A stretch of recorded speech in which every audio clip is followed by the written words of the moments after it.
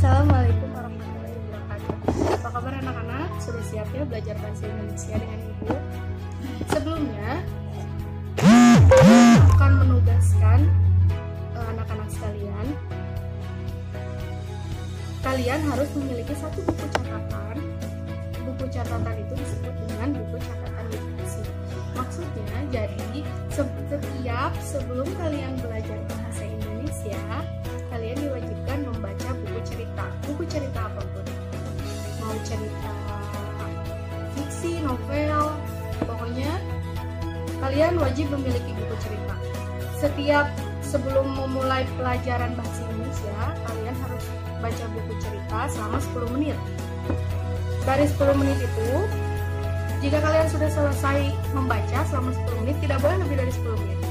Setelah kalian selesai membaca, kalian tulis kembali apa yang telah kalian baca, tapi dengan bahasa kalian sendiri. Tidak usah sama dengan buku. Kalian cukup menuliskan isinya apa, ceritanya tentang apa, kalian tuliskan di dalam buku. Lakukan itu setiap kalian belajar bahasa Indonesia. Kalau misalkan bukunya sudah habis, buku cerita kalian sudah habis, kalian baca buku yang lain. Mau itu pinjam atau membeli, itu lebih bagus. Pokoknya setiap bukunya habis, kalian baca buku cerita yang lain. Paham ya? Nah, cara menuliskannya bagaimana? Cara menuliskannya seperti ini.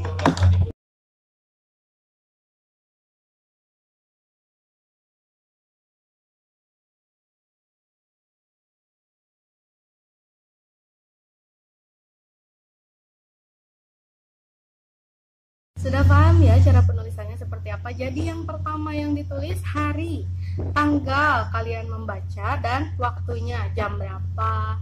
Kemudian kalian tulis pengarang bukunya siapa. Misalkan pengarang bukunya si A ditulis.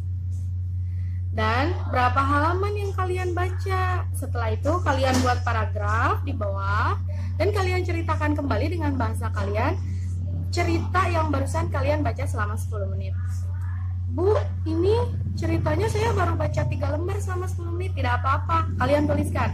Berarti untuk lembar selanjutnya dilanjutkan untuk belajar bahasa Indonesia minggu depan.